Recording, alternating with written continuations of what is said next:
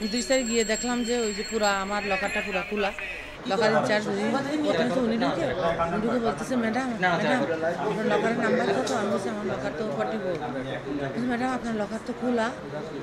আমি আমার লকার কেন খোলা হবে? আমি তো এই মুহূর্তে পুরা মানে ফিটে হওয়ার মতন উপক্রম। চেয়ার একটা ছিল, চেয়ারে বসে ফ্যান দিয়ে বসেছিলাম 5 মিনিটের মতো। পরে আবার চিন্তা করলাম, দেখি হাত দিয়ে দেখি কিছু আছে কি না। না ভাই, না না ওইটুকু ছবি নেওয়া যাবে না, যেটা আমরা করে সিসিটিভি।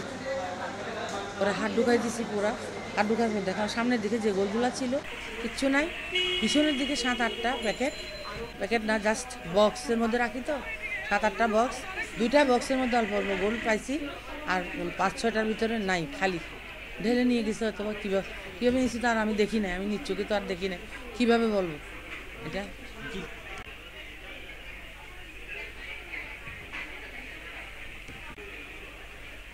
উনি আমাদেরকে একটা মৌখিকভাবে অভিযোগ করেছেন, আমরা অভিযোগটা খতিয়ে দেওয়ার জন্য ওনাকে আশ্বস্ত করেছি। আপনারা জানেন যে লকার এমন একটা ব্যবস্থা যেখানে ক্লায়েন্ট তার চাবি দিয়ে খুলবেন, বন্ধ করবেন, এবং সেখানে কোনো সিসি ক্যামেরা থাকে না, কোনো ডিক্লারেশন নেওয়া হয় না, শুধুমাত্র দাহ্য পদার্থ বা আগ্নেয়াস্ত্র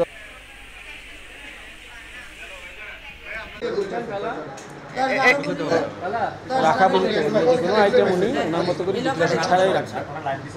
এই সংক্রান্ত এই ব্যাপারে আমাদের আসলে যতটুকু আমরা, যেহেতু ওখানে উনি কি রেখেছেন আমরা বলতে পারছি না, ওনার অভিযোগগুলি কতটুকু সত্য আমরা তাও বুঝতে পারছি না। আমরা মনে করছি এটা মিথ্যা অভিযোগ।